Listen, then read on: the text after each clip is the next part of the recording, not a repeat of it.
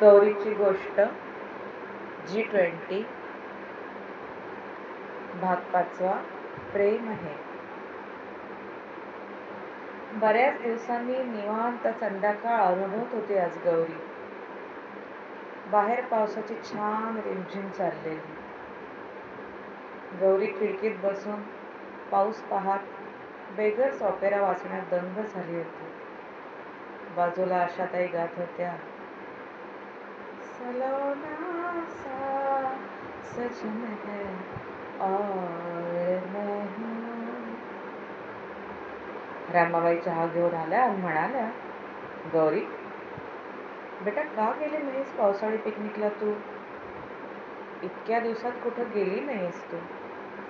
शिवाय आशुतोष एवढा म्हणत होता तर जायचं होतं ना. मम्मी, मला नाही आवडत ते पावसाळी ट्रेकिंग वगैरे, आणि त्याची दोस्त मंडळी आहेत त्याच्याबरोबर.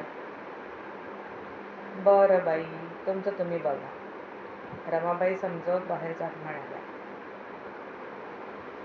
गौरी शांतपणे ऐकत होती. मग ती विचार करू लागली, आशुतोष आणि ती बालपणची सवंगडी पण अगदी वेगळे होते स्वभावाने. चहाचा घोट घेता घेता गौरी मनात कवितेच्या गोळी गुणगुणू लागली. माझ्यासाठी पाऊस म्हणजे भिजणं, माझ्यासाठी पाऊस म्हणजे भिजणं. डोळे बंद करून पावसाचा थेंब थेंब अंगावर अनुभवणं, आणि ती ओली अक्षरं मनात रुजवून कागदावर पानभर उतरवणं. माझ्यासाठी पाऊस म्हणजे भिजणं, पण तुझ्यासाठी? तुझ्यासाठी पाऊस म्हणजे रानोमाळ भटकून भन्नाट वारा मन भरून पिणं, आणि बेभान पावसात जगण्याची झिंग चढवत जाणं.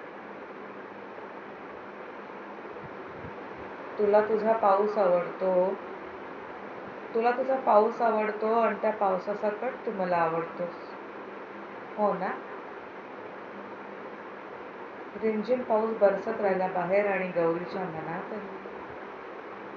आशुतोष खिडकीच्या तावदानावर ओली अक्षरे उमटली.